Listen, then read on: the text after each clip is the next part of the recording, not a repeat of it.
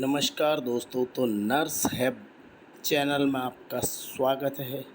और आज हम बात करने वाले हैं थंब रूल फॉर मेनिंजाइटिस की। तो दोस्तों, मेनिंजाइटिस क्या होता है, सबसे पहले हम पता लगा लेते हैं कि inflammation of the meninges the protective membrane covering the brain and spinal cord.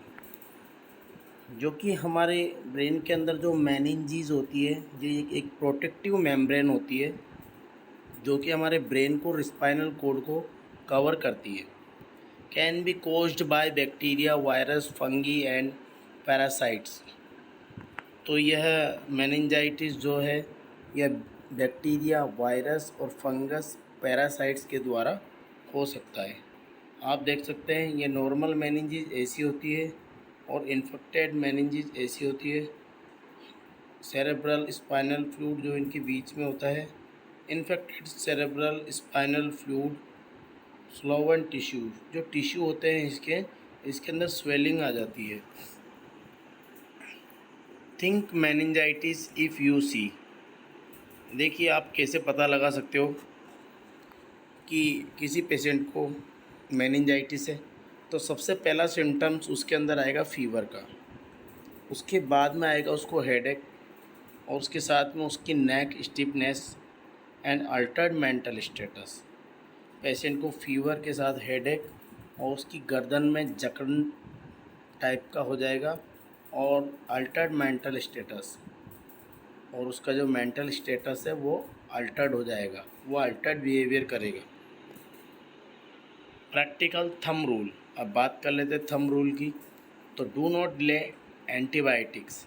If meningitis is suspected, start empiric antibiotics immediately, even before lumbar puncture if needed। देखो, अगर मेनिंजाइटिस सस्पेक्टेड आपको लग रहा है तो उसको इमीडिएटली एंटीबायोटिक स्टार्ट कर देना चाहिए। उसके बाद में पेशेंट का लंबर पंचर करना चाहिए।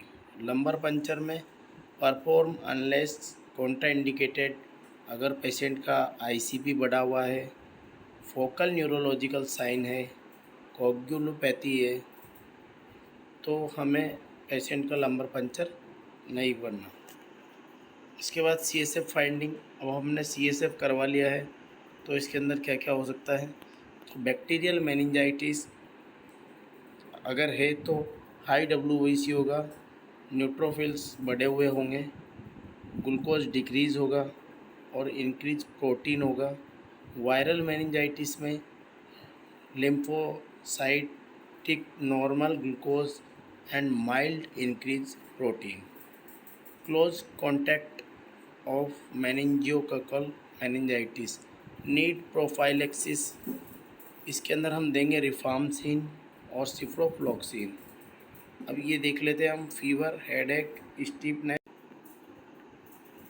देख सकते हैं आप, stiff neck and sensitivity to light, photophobia, nausea, vomiting, confusion, altered mental status. इसके बाद quick bed side memory aid, fever, flexion, foggy brain, fever, neck flexion and stiff neck. अगर हम उसकी गर्दन को उठाएंगे आगे की तरफ तो उसकी गर्दन में पेन होगा। फॉगी ब्रेन का मतलब अल्टर्ड सेंसोरिया। आई होप दोस्तों आपको ये मेनिंजाइटिस समझ में आया होगा। तो ये था हमारा मेनिंजाइटिस का थंब रूल फॉर मेनिंजाइटिस। तो अगर आपको ये वीडियो अच्छा लगे तो कमेंट कर देना, सब्सक्राइब कर देना। मिलते हैं नेक्स्ट वीडियो में। आज के लिए इतना ही। Bye bye.